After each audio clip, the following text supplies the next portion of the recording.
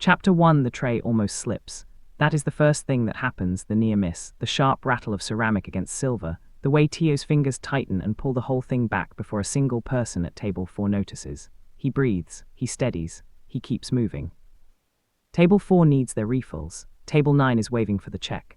And the Tuesday morning rush at Havenwood Grounds doesn't stop for anything. Not for aching feet, not for a lower back that has been screaming since 6 a.m., and certainly not for the particular kind of exhaustion that comes from being 31 weeks pregnant and working a double shift, because the rent doesn't care about any of that. Tio tells himself it is fine. He has been telling himself that for 5 months straight. Tio Hun, table 7, just sat down. That is Kezia, calling from behind the counter without looking up from the espresso machine she is running with both hands. Her voice is easy, matter-of-fact, not unkind, just efficient, the way everything about Havenwood Grounds is efficient. It is a small cafe, warm, amberlit even in the morning, smelling of roasted beans and something baked. It is the kind of place that feels like it exists outside of time. Tio chose it for exactly that reason. Single black coffee. He looks like he got somewhere better to be and came here by mistake. Tio tucks the tray under his arm. He rolls his neck once, left then right, until something low in his spine gives a reluctant pop of relief. He turns toward the floor. He does not look at table 7 right away. That is the rhythm. You learn the room first. You learn the table before you learn the face. You go to the cup, the water glass, the empty space where a menu hasn't been touched. You pour, you ask, you move. 7 months of morning shifts have made that rhythm as automatic as breathing, and Tio does not break it now. He carries the water pitcher across the floor, sets it down at table 7 and reaches for the glass. Hi viewers, I want to ask you something real before we go any further. Have you ever had to face someone you walked away from, someone you never stopped thinking about, at the exact moment in your life when you had nowhere left to hide? Drop it in the comments, I genuinely want to know. He pours the water. The sound of it filling the glass is steady, controlled. He sets the pitcher down. He reaches for his order pad. And then, because the rhythm requires it, and because there is nothing left to delay it, Tio looks up. The air leaves his body like a hand reached into his chest and pulled it out clean. Nathan Cole is sitting at table 7. Not a man who resembles Nathan from across a crowded room, the way Tio's mind used to conjure him in the first year after leaving, that involuntary trick where a certain jawline or a particular way of holding a phone would trip something in Tio's chest before logic caught up. This is Nathan, present. Unchanged in every way that reaches across 5 years without permission, still wearing money like it was tailored to his specific gravity, still holding his phone with the same closed, controlled stillness, still carrying that particular temperature that he brought into rooms, the kind that lowered the air without asking. His eyes are already up. He is already looking directly at Tio. And for 3 full seconds, neither one of them moves a single muscle. Tio's mind does something fast and animal, maps the back kitchen door, the push handle, the alley behind it. He could be gone before the water glass stops settling. He could claim he never saw him. He could rebuild the wall he spent 7 months constructing between who he is now and who he was the night he packed one bag and drove away from Chicago without leaving a note, because notes required explanations and explanations required things he didn't have the strength to say he could. But the tray is in his hands. The uniform is on his body, and his stomach, 31 weeks of the truest thing he has ever kept, is right there between them, filling the front of the black server's apron, impossible to disguise and impossible to contextualize in 3 seconds or 30 years. Tio does the only thing left available to him. He straightens his spine. He pulls his shoulders back. He meets Nathan's eyes across the surface of the table, and in the flattest, most immaculate professional voice he has ever manufactured in his entire life, he says, "What can I get for you today?" Nathan does not answer immediately. His gaze drops, one brief, controlled, involuntary movement downward, and Tio watches it happen in real time. Watches the exact moment those dark eyes find the curve of his stomach pressing against the front of the apron. Watches something move across Nathan's face too fast to catch and name, something that rises and breaks and goes utterly, completely still in the span of a breath. That stillness is worse than anything Nathan could have said out loud. Nathan's eyes come back up. His jaw is set. His voice arrives exactly as Tio remembers it from 2 years of learning it low level, carrying nothing audible on the surface. Black coffee. No sugar. Tio writes it down on the pad he doesn't need. He turns and crosses back to the counter at a pace that is not hurried and not slow, sets the pad down and grips the edge of the counter with both hands. He stares at the coffee maker. He tells himself, breathe, just breathe.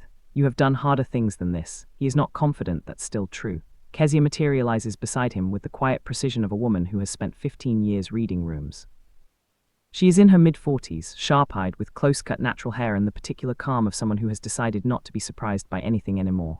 She looks at Tio, then toward table 7, then back at Tio, and her expression settles into something careful and knowable that Tio absolutely cannot handle right now. I can take table 7, she says, low, easy, like it's nothing. No, the word comes out harder than he intends. He pulls it back. No, I've got it. Thank you, Kezia. She doesn't push. She just holds his gaze for one more second, then goes back to her side of the counter. Tio picks up the coffee. He walks it back across the floor. He sets it down at Nathan's table without letting his hand betray him. He is precise. He is present. He is managing an orderly, methodical collapse entirely on the inside. Nathan's hand wraps around the cup. He does not drink. He is watching Tio with the focused, unhurried attention of a man running calculations he doesn't yet have all the variables for. Long have you worked here? Nathan asks. It is an ordinary question, a completely, deliberately ordinary question. And Tio recognizes that too, the way Nathan always had of making the most loaded moment feel conversational right up until it wasn't. 7 months, Tio says. Nathan nods once. Before that, Atlanta. Another small nod.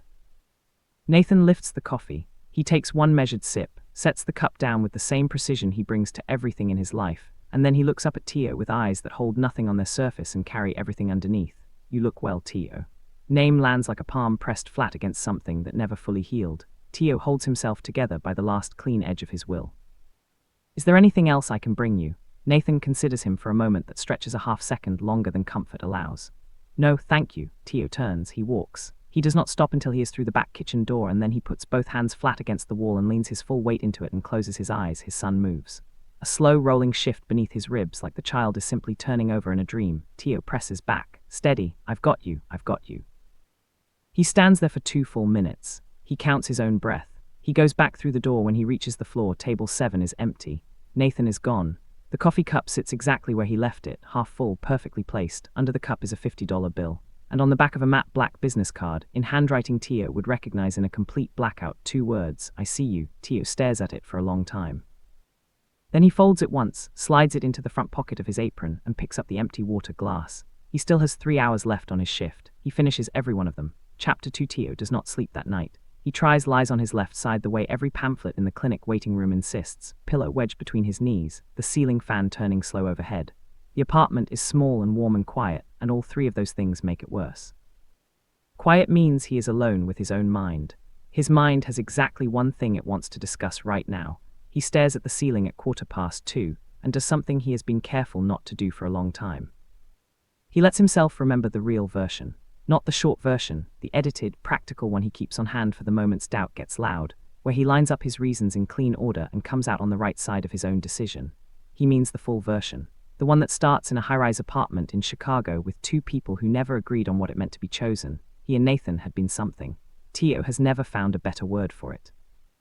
They weren't tender in the early, obvious way. Nathan didn't do tender. He did presence, total, consuming, particular presence when he decided to give it. The kind of attention that felt like standing directly under floodlight, warm and exposing all at once. Tio had been drawn to it, the way anyone is drawn to heat before they fully understand what heat can do. They met at a gallery opening that neither of them wanted to attend. Tio was covering the event for a small lifestyle publication he freelanced for after graduate school. Nathan's company had underwritten the exhibit. They disagreed within 10 minutes over whether corporate funding in art spaces was preservation or slow consumption. Nathan was wrong. Tio told him so clearly without softening it. And Nathan, instead of the shutdown Tio expected, had looked at him with something shifting in his expression, like a lens adjusting to a new focal length.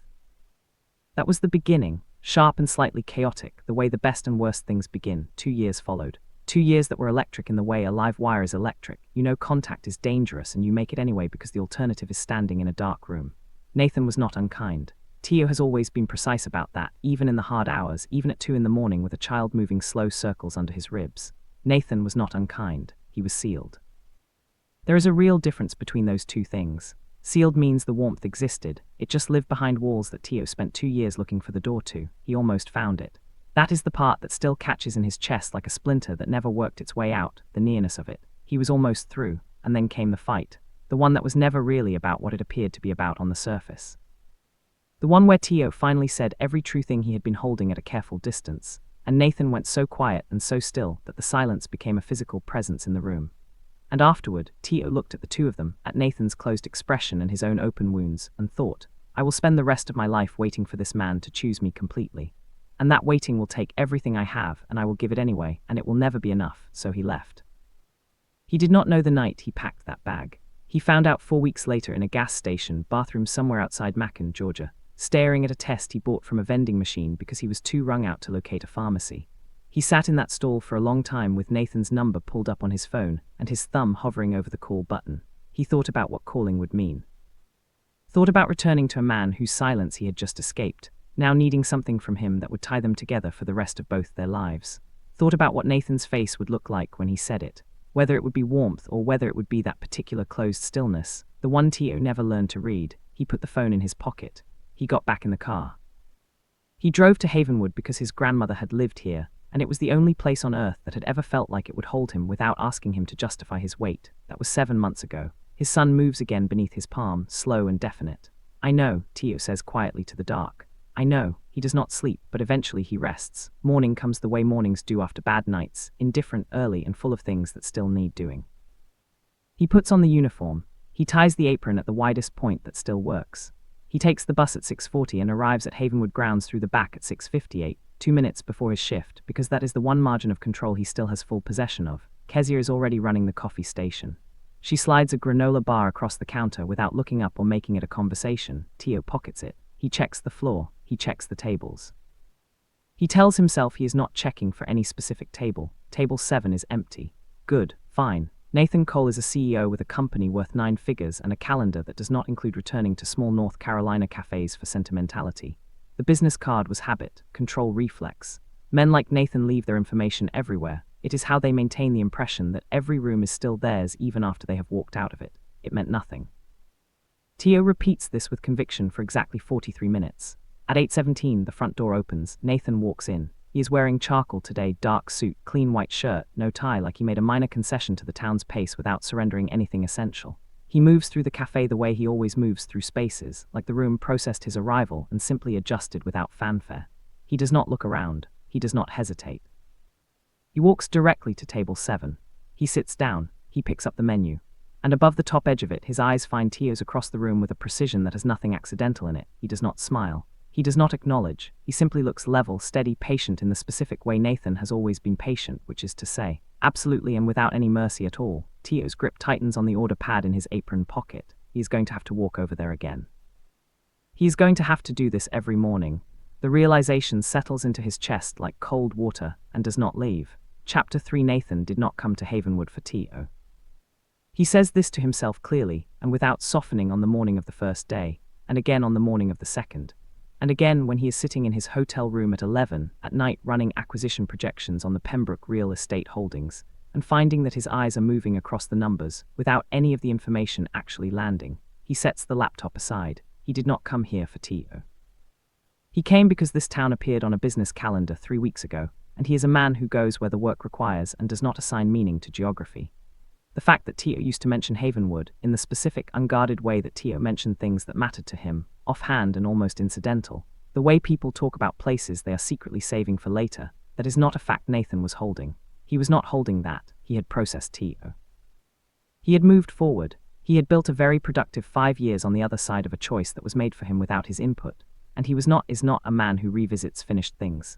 Then Tio was standing in front of him holding a water pitcher, and nothing Nathan had told himself for 5 years mattered at all. He sits in the hotel room on the second night and does what he has always been good at. He calculates without letting the pressure of the emotion drive the process. Emotion is information. It tells you where the exposure is. It does not tell you the right move. So he lines up what he knows. Tio left Chicago 5 years ago. No forwarding address, no call, no letter, just the particular silence of someone who has made a decision and is committed to it holding. Nathan had looked. Not obsessively, he needs to be precise about that, but he looked. Once in the first month, through a contact who owed him discretion and came up with nothing traceable. After that he stopped, because looking for someone who chose to disappear is a specific kind of humiliation that Nathan Cole does not repeat. Tio is now in Havenwood, North Carolina, working the morning shift at a cafe. And Tio is pregnant. Nathan holds that last variable longer than the others and does not rush past it. He has a younger sister, Camille, who has 2 children. Nephews Nathan has watched arrive and grow with more interest than he expected to have. He is not without a working knowledge of pregnancy timelines. 31 weeks, he estimated it visually the first morning, and has not stopped turning that number since. 31 weeks back from a Tuesday in early spring puts conception at approximately late summer of the previous year. Tio said he arrived in Havenwood 7 months ago. Before that, Atlanta, a single word offered with the specific brevity of someone who is giving the minimum viable answer. Before Atlanta was Chicago. Before Atlanta was them. Nathan does not jump to the conclusion. He is careful about that. He is a man who understands the damage done by moving on incomplete data. and he will not go somewhere irreversible in his own mind without evidence that holds. But he is also not a fool, and the math is not subtle, and he has been sitting with it for 2 nights now, and it has not changed. He calls Damaris the next morning from the hotel lobby before he walks to the cafe. Damaris has been his assistant for 6 years. She is fast, meticulous, and entirely without sentimentality, which is why he trusts her with the things he does not want mishandled. He gives her Tio's full name. He tells her what he needs discreetly sourced, nothing invasive, general timeline and circumstance. He frames it as background research for a business contact. He is not proud of the framing, he does it anyway. He walks to Havenwood Grounds. He sits at table 7. He orders black coffee. Tio brings it without meeting his eyes any more than necessary. He is good at that, at managing proximity without concession. He always was. It was one of the things about Tio that Nathan finds legitimately difficult to hold still around. The way Tio could be completely present and completely unreachable at the same time. Like a room with all the lights on and the door locked. Busy morning, Nathan asks. He keeps it easy. He is good at keeping things easy on the surface. Getting there. Tio collects the empty glass from the side of the table without breaking stride. Be in Havenwood for 3 weeks, Nathan says. Business acquisition, Pembroke Holdings. Something moves across Tio's expression. Quick, schooled, gone before it finishes forming. I hope your meetings go well. I appreciate that. Nathan holds the coffee cup. I'll see you tomorrow, Tio. Tio does not answer it. He simply carries the glass back to the counter, and Nathan watches the controlled steadiness of him, shoulders level, pace even, never once looking back, and thinks, you are working very hard right now. I can see it. He sits with his coffee for another 20 minutes. He watches the cafe move around him. He watches Tio work, the way he shifts weight off his right side without appearing to, the way he braces one hand against the counter briefly when he thinks no one is looking, the way his colleague, the woman with the close-cut hair, checks on him twice in those 20 minutes with the quiet efficiency of someone running ongoing surveillance dressed as casual conversation. Nathan leaves a clean tip. He puts on his jacket. He walks back toward the hotel. His phone rings while he is still on the block, Damaris already, which means what she found was easy to locate and she wants to deliver it before she talks herself out of it. I found some information, she says. What do you want first? All of it, Nathan says. From the beginning, he listens. By the time Damaris finishes, he is standing very still on the sidewalk outside his hotel with the morning moving past him in all directions, and the math he has been running for 2 days has just confirmed itself in every detail. He does not call anyone. He does not say anything. He goes back to his room. He sits down on the edge of the bed. He places both hands flat on his knees and breathes through his nose the way a man breathes when something inside him has just cracked open along a fault line he didn't know was there. He thinks about what Tio decided. When Tio decided it. He thinks about the 4 weeks between Tio leaving and the moment this information says Tio first sought prenatal care. 4 weeks of driving, of being somewhere unknown, of carrying this alone while Nathan's number sat in a phone that never made the call. He thinks about all the mornings Tio walked across the cafe floor and looked at no one. He thinks, I am going to need to be very careful about how I move next. He thinks, I do not know if I can be careful about this. Chapter 4 by Thursday, Kezia knows. She has not said it outright. Kezia is too precise for that, too skilled at the long game of knowing things and waiting for the right moment to acknowledge them. But Tio sees it in the small adjustments she makes. The way she has started taking tables 6 and 8 whenever they fill before Tio can reach them, creating a buffer zone between him and the section closest to the door. The way she refills the coffee station at exactly the moments Nathan arrives, positioning herself near enough to the floor to watch without appearing to. Tio's other coworker, Deshorn, is less practiced at subtlety. He is 24, tall, perpetually in motion, and constitutionally incapable of leaving something interesting unaddressed. By Wednesday afternoon he was already angling, leaning against the counter with his arms crossed while Tio restocked the cream station, eyebrows at a communicative height. That same dude came back again, Deshorn said, not exactly to Tio but not to Tio either. A lot of people come back, Tio said. It's a cafe. Deshorn watched Nathan settle into table 7 with the focused attention of a man conducting field research. He only sits in your section. Sits at table 7. Table 7 is your section. Tio picked up the cream tray. Is there a point coming or is this the whole conversation? Deshorn grinned, easy and warm. I'm just saying. He looks at you a specific way, that's all. Like you're a problem he already knows the answer to and he's just waiting for you to catch up. Tio carried the tray away. He did not say, you are not wrong. He did not say, I know exactly what that look is because I spent 2 years learning every register of it. He did not say anything, because saying anything would make it real in a new way, and Tio is managing his reality in very careful portions right now. Nathan comes every morning. He is at table 7 before the 8:30 rush builds, coffee ordered in 4 words, phone in his hand, and his attention divided exactly between the screen and the room in the way that Tio recognizes, because Nathan never fully disconnects, not even from things he is not technically looking at. He has always had that quality, peripheral awareness. The ability to track a room while appearing to be somewhere else entirely. He tracks Tio, not in a way anyone else would necessarily flag. He is not obvious, he does not stare. He asks for refills at reasonable intervals, tips cleanly, says exactly as much as the interaction requires and not a word more. To every other person in Havenwood grounds, he is simply a polished, quiet customer who clearly has money and clearly has places to be and has chosen to start his mornings here. But Tio knows what it looks like when Nathan is paying attention. Tio has known that for years. And Nathan is paying attention to every single thing. It is making the shift hard in a way that is difficult to explain to anyone who hasn't experienced it. The particular strain of being watched by someone who already knows most of the things you are not saying. Every table Tio serves, every walk back to the counter, every moment he braces his hand against his lower back when the weight gets heavy, Nathan is there in his peripheral vision, present and level and giving nothing away. On Thursday, Tio drops a menu. It is not dramatic. It slides from his arm while he is reaching across table 9 with a coffee refill for a regular named Mr. Alderman, who is 73 and comes in every morning for black tea and the crossword. The menu hits the floor. Tio bends slower than he used to, the pregnancy making every downward movement a negotiation with gravity, and picks it up. When he straightens, his eyes find table 7 on reflex. Nathan has not looked up from his phone. He is completely still. The coffee cup is at his right hand, untouched, but his jaw is set in the precise, specific way it sets when Nathan is working very hard not to react to something. Tio has seen that jaw before. He turns back to Mr. Alderman and finishes the refill. At 9:15, when the floor begins to thin out, Kezia pulls Tio aside near the back hallway. She keeps her voice quiet and her expression even and says, "He requested your section this morning. Before you came in, I told him you rotated. He said he'd wait." Tio stares at her. "Just telling you what happened," she says. "So you're not surprised?" "I'm already surprised." "I know." She squeezes his arm once, brief and firm. "You want me to tell him the section's closed?" Tio's mind runs through the options.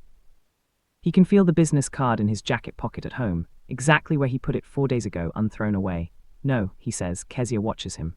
"No," he says again, quieter this time. "Leave it." She nods once. She goes back to the floor. Tio stands in the back hallway for a moment, one hand pressed to the wall, the other resting against the side of his stomach. He breathes. He thinks about the way Nathan said, "I'll see you tomorrow," as if it were already decided. As if 5 years and one enormous secret and an entire continent of unsaid things were simply administrative details that destiny had decided to skip past. He thinks about the note. "I see you." He wonders what Nathan knows. He wonders how long before the wondering becomes irrelevant and it all simply arrives whether Tio is ready or not. He goes back to the floor. He picks up his order pad. He goes to table 7. Chapter 5. It happens on a Friday, not dramatically, the way things happen in stories, no single large moment, no one incident that snaps the wire.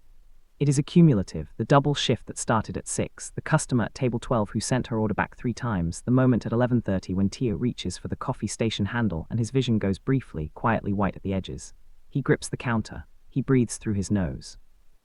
The white recedes. He pours the coffee. He has been on his feet for 5.5 hours. He has not eaten since the granola bar Kezia handed him before 7. His ankles inside his shoes are swollen to a degree that he knows is technically a flag. He is supposed to report to his midwife, and he has been rescheduling that appointment for 2 weeks because the cafe is short-staffed and the rent was late in February, and he is doing the math that people in his position are always doing, where every resource is already spoken for before it arrives. The morning crowd peaks around 8:45, and Tio works through the middle of it without slowing. Table 7 is occupied. Nathan is there. He has been there since 8:22. Tio clocked it without meaning to, and he has been watching Tio move through the room with the particular still attention that Tio has spent the last 4 days trying to become indifferent to. It is not working. At 11:50, the lunch prep rush begins and the cafe owner, Miss Lorraine Bout, 60, round-faced, runs the place with warmth and a very firm set of expectations, comes through the kitchen door and finds Tio bracing both hands against the sink with his eyes closed and his color clearly wrong. She says his name once. He straightens. He says he is fine. She says, "You are going on your break right now, Tio, and I am not asking you." She says it the way women who have run things for a long time say things, not unkind, not negotiable. She takes the tray from his hands and points at the small round table at the back of the room near the window, the one staff use when the floor is slow enough to allow it. Tio sits down. He is aware, with the specific awareness of a man who has learned to monitor himself the way you monitor something fragile that belongs to someone else, that he is more depleted than he should be. That the back pain that started at 8 has moved into his hips. That his hands, when he folds them on the table, are not entirely steady. He closes his eyes. He hears the cafe around him. The hiss of the espresso machine, the low conversation of the lunch crowd, the sound of chairs, and then without looking he knows. He knows because there is a shift in the ambient noise. a small, particular silence that opens up in the direction of the door to the main floor, the kind that happens when someone moves through a space with a specific intention. He knows because the chair across from him pulls back from the table with a sound that is unhurried and deliberate. He knows because the air changes temperature by approximately 1 degree. He opens his eyes. Nathan Cole is sitting across from him. He has no coffee. He is not carrying anything. He is simply there, jacket folded across his lap, looking at Tio with an expression that is the most unguarded thing Tio has seen on his face in 5 years, no calculation running, no surface composure assembled on top of whatever is actually happening underneath. Just Nathan, direct and fully present, in the way he only ever was in the moments when he had decided something. Tio opens his mouth. Nathan says, "Don't." The word is quiet. It is not harsh. It lands anyway. "I'm not here to push you," Nathan says. "I'm not going to ask you anything right now." He pauses. He looks at Tio with eyes that are doing something that Tio doesn't have a name for, something that moves along the inside of his chest and makes it difficult to breathe correctly. "But I need you to hear this." Tio waits. Nathan leans forward, elbows on the table, hands folded, and says in a voice that is low and steady and absolutely without armor, "You don't have to tell me anything right now. You don't have to explain or justify or decide on anything today, but I need you to understand something clearly." He holds Tio's gaze. He does not look away. "I am not leaving Havenwood until you do." Room keeps moving around them. Orders called from the kitchen, the bell above the door, Deshorn's laugh from somewhere across the floor. Tio sits completely still. His son moves, a long, slow roll beneath his ribs, the kind of movement that usually makes him exhale with something close to gratitude. Right now it makes him feel like the ground has tilted very slightly in a direction it has never tilted before. He looks at Nathan. He looks at the absolute steadiness in Nathan's face, the absence of performance in it, the way a man looks when he is not managing an impression anymore and is simply saying the true thing. Tio says, "Nathan." Nathan says, "I know, you don't know everything." Nathan agrees. "I don't, that's why I'm sitting here." Tio looks down at his hands on the table. Then at the window at the ordinary Friday street outside, people passing with grocery bags and coffee cups and the uncomplicated momentum of lives that do not currently contain this specific conversation. He thinks about the business card, about "I see you." About 4 weeks in a car in Georgia making a decision he has never fully stopped second-guessing, even when he was most certain it was right. He opens his mouth. He closes it. Nathan waits. He is very good at waiting. He has always been very good at waiting, which is one of the things about him that Tio loved and feared in equal and inseparable measure. Tio looks back at him. "After my shift," Tio says. The words feel like stepping off a ledge into something he cannot see the bottom of. "Come back after my shift." Nathan holds his gaze for one long moment. Then he nods once, careful, contained, as if he knows that anything more than that might tip something that is still balancing. He stands. He picks up his jacket. He looks at Tio for a moment that carries more weight than either of them puts into words. He goes back to the floor. He does not look at table 7. He does not look at anyone. He walks to the back kitchen and stands at the sink and turns on the cold water and holds both wrists under it and breathes through his open mouth. Miss Lorraine appears in the doorway 3 minutes later. She looks at him. She looks at the water. She looks at him again. She says, "How far along?" 31 weeks, Tio says. She nods slowly like she already knew and is simply confirming. She says, "You're leaving at 2 today. I don't care what the schedule says." Miss Lorraine, 2 o'clock, Tio. She goes back through the door. Tio turns off the water. He dries his hands. He presses them both flat against his stomach for a moment, feeling the warmth of his own palms, the small movement of his child against them. He said, "After my shift." Nathan said, "I'm not leaving." Something that has been sealed for 7 months, built careful and deliberate, brick by brick, out of necessity and fear and the particular courage of a person who has decided to go it alone, has just developed its first real crack. And somewhere in Havenwood grounds, Nathan Cole is sitting at table 7 with an untouched coffee already waiting. Chapter 6. Nathan is already at the door when Tio pushes through it at 2:14, not packing, not checking his phone.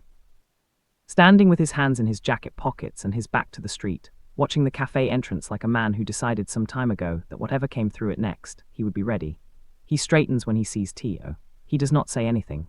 He simply falls into step beside him when Tio turns left down the sidewalk, and they walk together in a silence that has too much inside it to be comfortable and too much weight to be broken carelessly. Tio leads them to the small park 2 blocks east of the cafe. It has 3 benches, a fountain that runs in the warmer months, and at 2 in the afternoon on a Friday it is largely empty except for an older man walking a dog at the far end. Tio sits, Nathan sits. The distance between them on the bench is specific, not close, not performatively far. Honest. Tio looks at his hands in his lap. He says, "How much do you already know?" Nathan is quiet for a moment. Then, "Enough." Me, what enough means. Nathan exhales slowly. "I know you arrived in Havenwood 7 months ago. I know you sought prenatal care approximately 4 weeks after leaving Chicago." He pauses. "I know you've been doing this alone." Tio does not look up. "You had someone look into me." Honesty of it lands clean. No justification layered on top, just yes. Tio has always found that quality of Nathan's both maddening and, in moments like this, almost a relief, the refusal to dress the truth in better clothing than it deserves. I didn't want to bring you into something I wasn't sure you wanted, Tio says. His voice is steady. He has rehearsed pieces of this in the dark for 7 months, in the car outside the clinic, in the apartment at 3 in the morning when his son's kicks kept him awake. But rehearsed and real are different countries, and right now he is standing at the border between them without a map. I left because I didn't believe we were working. I left because I was tired of being the only one reaching. And then I found out about the baby and I made a decision. Without me. He meets Nathan's eyes now. Without you, because I had just spent 2 years watching you hold everything important at a distance, and I didn't know how to ask you to be different for this. I didn't know if you could be, and I wasn't willing to spend the next 18 years finding out the hard way. Nathan holds his gaze. His jaw is tight. His hands are folded between his knees and the knuckle of his right thumb is pressed white against the back of his left hand. The one tell Tio has always known, the small physical signal that appears when Nathan is feeling something large enough to require active management. You didn't give me the choice, Nathan says. His voice is controlled, careful. You decided what I would do before I had the chance to do anything. Made the best decision I could with what I knew about you. What you knew about me 5 years ago. People don't change that fast, Nathan. He looks away, down the path where the old man and the dog have turned back in their direction. But they do change, given reason to. Words fall into the space between them and stay there. Tio feels them in the center of his chest, not landing clean, not dissolving, just sitting there, asking something of him he isn't sure how to answer yet. His son kicks. Sharp, definitive, the kind of movement that demands acknowledgement. Tio's hand goes to his stomach automatically, pressing against the curve of it, and the motion is so practiced and so instinctive that he doesn't register he's done it until he looks up and finds Nathan watching his hand. Nathan's expression does something then that Tio is entirely unprepared for. Every wall, every layer of the controlled, managed, processed version of himself that Nathan presents to the world with a consistency that borders on architectural moves. Not collapses. Moves, the way a door moves when someone puts their hand flat against it from the other side. Something behind it pushes through in Nathan's face for one single, unguarded moment. Grief and wonder, and something so raw that Tio has to look away, because looking at it directly feels like an intrusion. Neither of them speaks. The fountain is dry this time of year. The old man and the dog have passed and moved on. The park is very quiet. What's his name? Nathan asks. And that is when Tio's composure, held together with such precision for so long, develops its second crack of the day, running straight through the center of him like a fault line waking up. He swallows.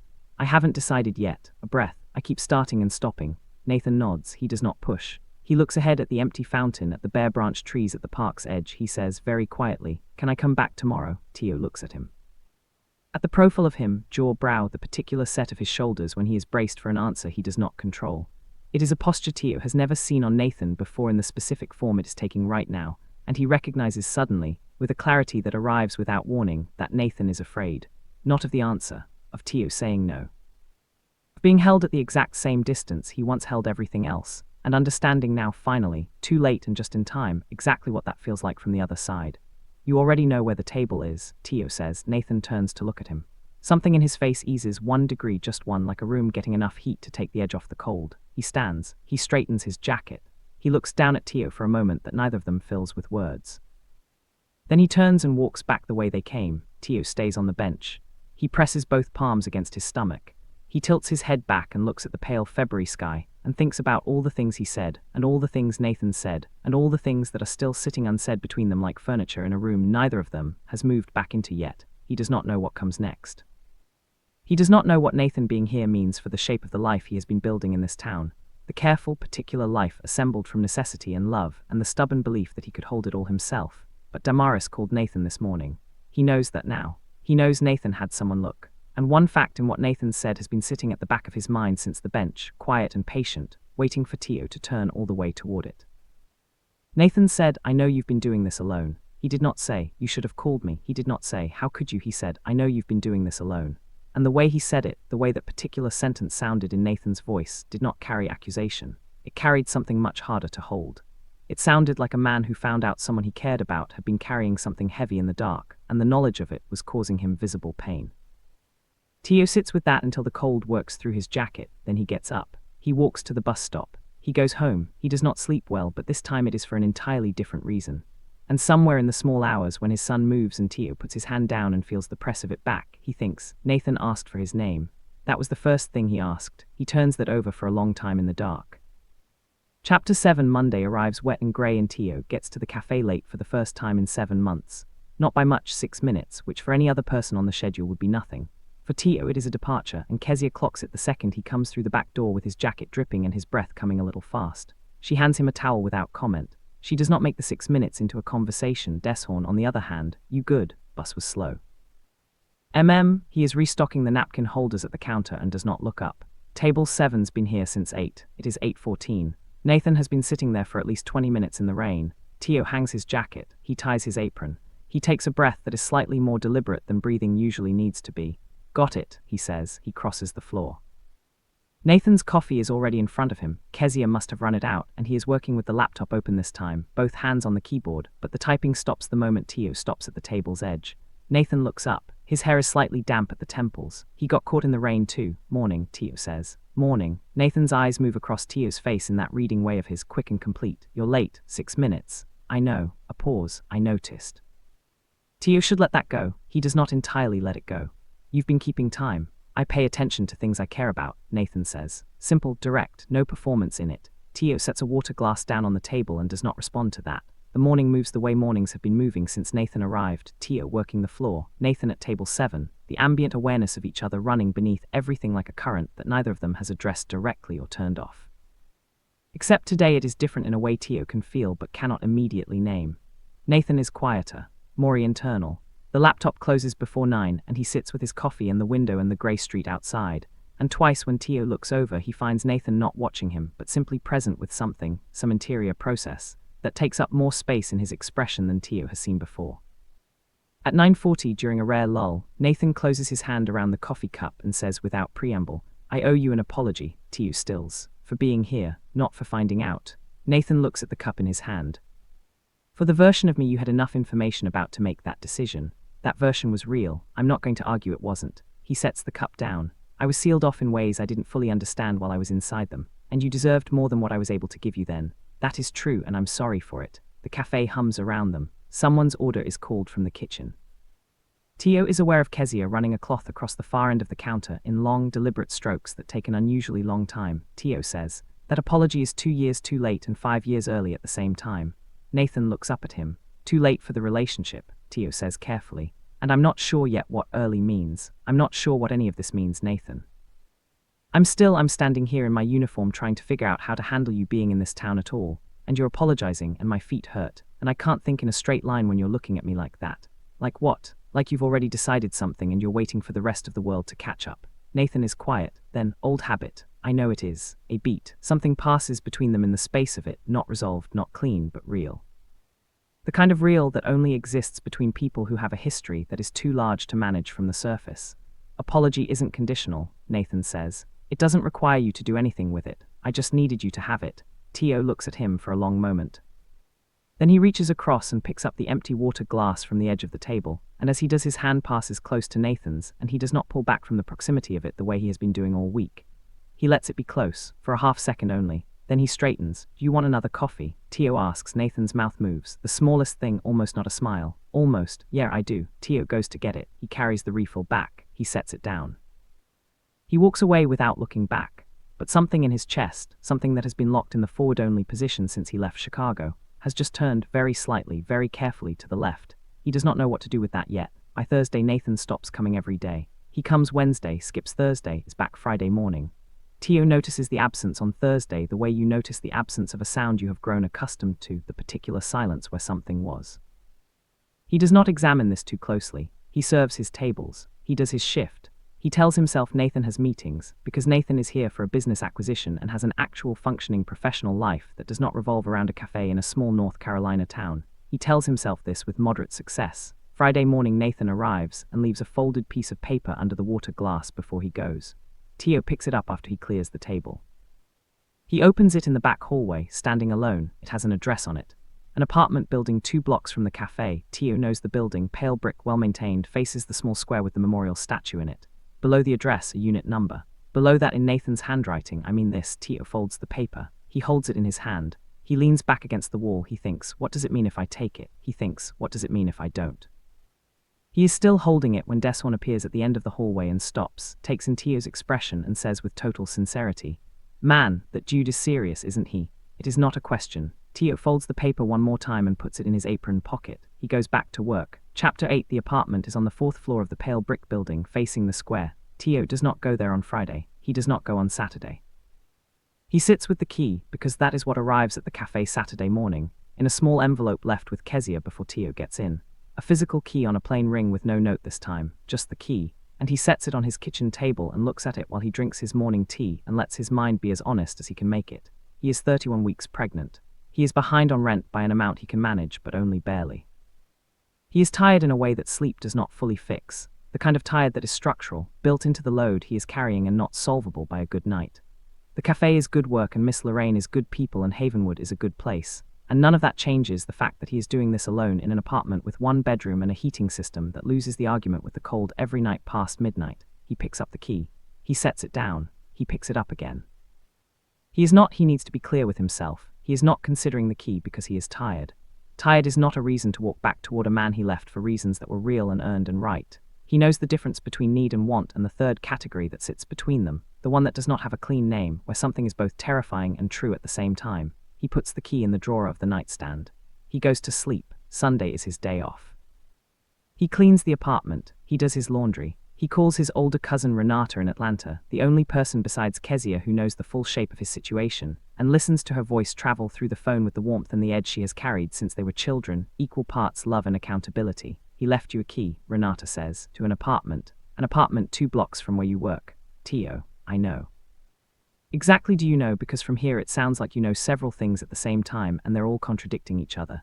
Tio sits on his couch with one hand on his stomach and looks at the ceiling. He apologized. He wasn't performing it, Nata. It was real. And he asked about the baby, not in the way people ask when they're calculating their exposure, but in the way that he stops. In the way that what? The way that a person asks when it has already landed in them.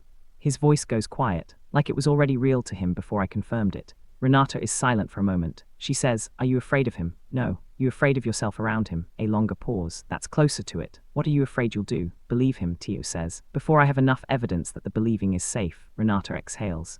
"Baby. You have never in your life waited for enough evidence that something was safe before you let yourself feel it. That is not the version of you that has ever existed." Tio closes his eyes. "I'm not telling you to move into the apartment," she says. "I'm not telling you to do anything. I'm just saying you already know what you feel. The question is whether you're going to let it have any space, or whether you're going to manage it down to nothing again and call it survival." After the call, Tio sits in the quiet of his apartment for a long time. His son moves, slow and meandering like a child turning in a dream. Tio puts both palms flat against the warmth of his own skin and breathes. He gets up. He opens the nightstand drawer. He looks at the key. He picks it up. He holds it in his palm. It is small and ordinary, just a key, just metal, the kind of object that has no weight until you decide what it opens. He goes to bed. He sleeps better than he has in 2 weeks. He does not examine that too closely. Monday morning, he is in the cafe at 6:58. Nathan does not come that day. Or Tuesday. Tio works the shifts. He is fine. He is managed and level and very good at the floor, and at no point does he look at table 7 more than a reasonable number of times for any reasonable professional reason. Wednesday morning, just before his shift starts, his phone buzzes with a number he recognizes immediately even though it is not saved. The text reads, "I need to tell you something. Something I should have told you at the park. Are you free after your shift today?" Tio stares at the screen. His thumbs move before his full rational mind finishes its analysis. He types, "Yes." He puts the phone in his pocket. He picks up his order pad. He goes to work. The thing Nathan said he should have told him at the park. Tio turns it over all day. While he runs refills, while he resets tables, while he eats the lunch Miss Lorraine puts in front of him with the expression of a woman who has adopted him without using that word. He turns it over and cannot get to the bottom of it because he does not have enough information. And not having enough information has never once in his life stopped his mind from generating every possible version of what it could mean. By 2 o'clock he has constructed 12 different scenarios. None of them feel right. None of them feel impossible. He carries them all through the last hour of his shift like stones in his pockets, and by the time the closing crowd thins and he is wiping down the counter, his hands are not entirely steady. Kezia appears beside him. She watches his hands on the counter cloth. She says nothing for a moment, then, whatever he's about to say, "You're ready for it." Tio looks at her. "You don't know what it is," she says. "But I know you, and you're ready." She picks up her bag. She squeezes his shoulder once. She goes out the front door. Tio hangs up his apron. He sits down at the small table near the window.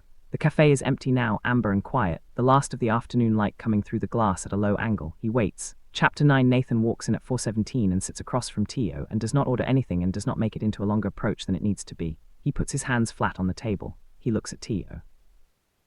The night you left, I knew.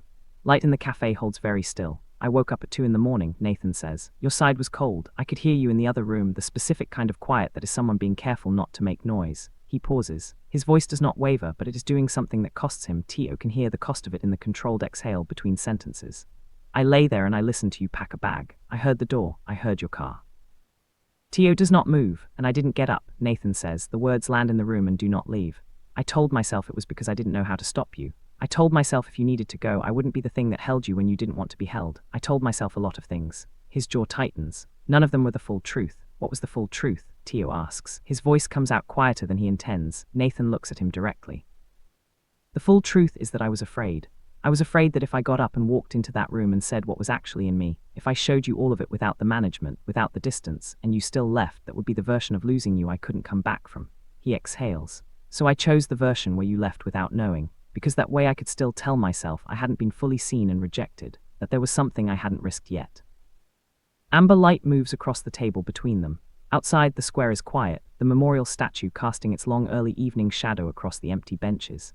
Nathan, Tio says. I know, Nathan says. I know what I did. I let you leave thinking I wasn't fighting for it because I didn't care enough to fight. And that wasn't true. It was never true. I just didn't know how to be that exposed and survive it if it still didn't work. He looks down at his hands. I have spent 5 years knowing I did that, and I have never once found a way to make it sit right. Tio's chest is a complicated country right now. He is not crying. He is somewhere past and before crying at the same time in the particular suspended place between a thing breaking and a thing opening, where you are not sure yet which one is happening. He thinks about the night he left. He has thought about it 10,000 times, and in every version Nathan is asleep, genuinely, peacefully, finally asleep in the way that men sleep when they are not haunted by the thing in the next room. He has held that image for 5 years as confirmation of what he believed, that Nathan's stillness was absence, that the sealed quality of him was permanent, that Tio was alone in the feeling. He was not alone in the feeling. Nathan was awake. Nathan was lying in the dark, afraid, listening to Tio pack his life into a bag, and made a choice that came from the same broken place Tio's choice came from, the place that picks the wound you can survive over the wound you might not. They were both running, in the same moment, in the same apartment, in opposite directions. Tio puts both hands flat on the table. He looks at them. He says, "Why didn't you tell me this at the park?" "Because I needed to know if I could say it." Nathan's voice is low. "I've known it for 5 years and I've never said it to another person. I needed to say it once and be sure I could. Now I'm saying it to you." He meets Tio's eyes. "I'm not asking for anything. I need to be clear about that. I'm not telling you this so you'll make a different decision or move into the apartment or anything else. I'm telling you because you spent 5 years believing something about that night that wasn't the whole truth, and you deserved the whole truth. And I should have given it to you a long time ago." Tio looks at him for a long moment, at the man across the table who is, right now, as fully visible as Tio has ever seen him. No surface, no management, just Nathan, afraid and present and saying the true thing at full volume for the first time in the 5 years they have been circling this.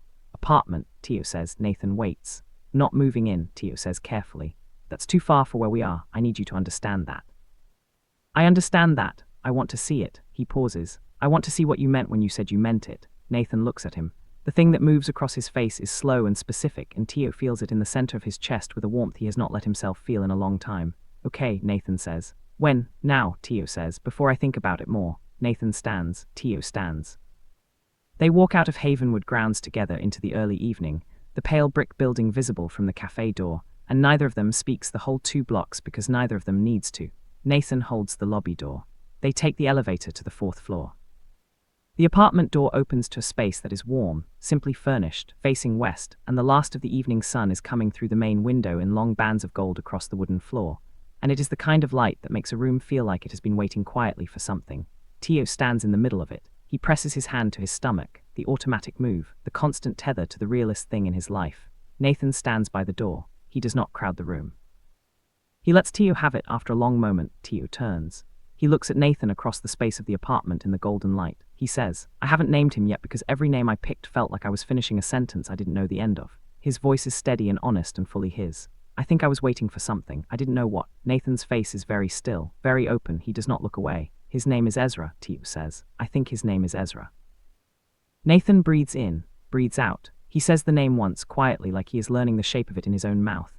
Ezra, it fits. They both know it fits. And outside the window, the last of the day's light holds the square in gold, and the world does not stop for them, and they do not need it to. Chapter 10. 3 weeks later, Nathan does not leave Havenwood when the Pembroke acquisition closes. He extends his hotel stay without announcement. He tells Damaris to clear his Chicago calendar for the next month.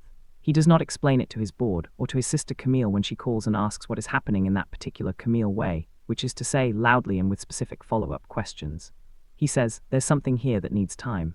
Camille is quiet for a moment, then says, "It's him, isn't it?" And Nathan says yes, and Camille says good finally, and hangs up before he can respond to that. He comes to the cafe every morning.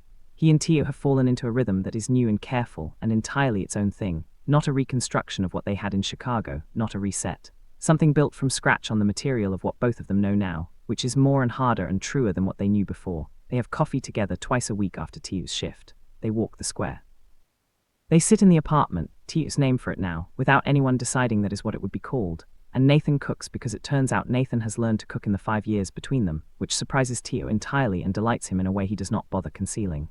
They talk about Ezra's due date, which is 8 weeks out, about what shared involvement looks like, the real, practical, daily shape of it, about the things they got wrong and the reasons beneath the reasons. It is not easy. Easy is not the right measure for this. The right measure is honest. And they are honest with each other in a way that both of them find uncomfortable and necessary in equal parts, on a Sunday morning with rain coming down outside and the window light soft and grey. Nathan is in the kitchen making eggs, and Tio is sitting at the table with his feet up on the opposite chair, because his ankles are done negotiating, and he is watching Nathan move through the kitchen with a familiarity that has arrived gradually, over weeks, and settled in without making an announcement of itself. Nathan sets the plate in front of him. He sits across the table. He wraps his hands around his coffee cup. He says, "I want to be there." Tio looks up from his plate. "At the birth," Nathan says. "If you'll allow it, I'm not making a demand, I'm asking." Tio looks at him for a long moment. He looks at the man across the table who drove through rain twice last week to bring him prenatal vitamins when he ran out and couldn't stand up long enough to get to the pharmacy, who sat in the waiting room at the midwife clinic without being asked to, and without making it mean more than what it was, who has been showing up without conditions, without the distance, without the sealed-off quality that used to make Tio feel like he was always pressing his hands against glass, every single day for 3 weeks, who was awake in the dark, listening afraid the night Tio left. "Yes," Tio says, "I want you there." Nathan nods once. He picks up his coffee. He drinks it. Outside the window, the rain moves across the square in slow sheets, and the memorial statue stands in the middle of it, and the world is very ordinary and very full. Tio picks up his fork. He eats his eggs. His son kicks firm and present, the way Ezra kicks when he is awake and making his existence known, which is often and always on his own schedule. Nathan notices. He always notices now. His eyes go to Tio's hand where it has moved to his stomach, and his expression does the thing it always does, opens, quietly, without defense. "Active morning," Tio says. "He's going to have opinions," Nathan says. "He already has opinions. He has opinions about how I sleep and which side I lean on and the hour I eat lunch." "Sounds familiar," Nathan says. Tio raises an eyebrow. "You have always had opinions," Nathan says, straight-faced. Tio puts down his fork. He looks at Nathan. And then, for the first time in 5 years and 3 weeks and all the distance between those 2 points, he laughs. Not a managed laugh, not a polite laugh. A real one, full and sudden and completely unguarded. Nathan watches it happen with an expression Tio cannot name and does not try to. The laugh settles. Tio picks his fork back up. The rain keeps coming down. The eggs are good. After breakfast, Nathan takes the plates to the sink. Tio sits with his hands around his mug and watches the square through the window. He thinks about destiny, the word Tio does not entirely trust, the one that implies something external moving pieces around on a board. He does not think Nathan coming to Havenwood was destiny. He thinks it was geography and business and a calendar that put a particular building in this particular town on a particular Tuesday. But then Nathan walked into a cafe he had no specific reason to return to, sat at the same table every morning for 3 weeks, left a note that said, "I see you," said, "I'm not leaving until you do," said, "I was awake in the dark and I was afraid and I let you go, and I have never once found a way to make it sit right." And Tio said Ezra out loud for the first time in that warm apartment, in the late gold light, and Nathan said it back once, quietly, like a man learning the shape of something that already belonged to him. Maybe destiny is not an external force. Maybe it is just the name people give to the accumulation of small brave choices, the choices to stay, to speak, to say the true thing at full volume when every closed-off instinct is telling you to go quiet. Nathan comes back to the table. He sits down. He looks at Tio across the small, ordinary distance of the table. "What are you thinking about?" he asks. Tio looks at him, at the man who was awake in the dark. At the man who drove through rain and learned to cook and asked instead of assuming and is still here on a Sunday in the rain, learning the new shape of this. I'm thinking, Tio says slowly, that maybe it was always going to be this. Nathan holds his gaze. Outside the window, the rain begins to ease. He does not argue it. If this story reached something in you, if you felt Tio's weight in your chest or recognized Nathan's silence as something you have seen or carried yourself, then this was made for you. Stories like this one exist because someone out there needs to see that the people who leave are sometimes the bravest and the most afraid at the same time. That love does not always arrive clean, that some things are worth the long way around. Drop in the comments and tell us, do you believe people can truly change, or do we only ever become more honest versions of who we already were? We genuinely want to hear your answer, and if this story moved you, please share it with someone who needs it tonight. Subscribe to the channel and turn on your notifications so you do not miss what comes next. Every story we bring you is built to stay with you, to make you think, to make you feel, to make you want to come back. That is the promise. We will keep making it if you keep showing up. See you in the next one.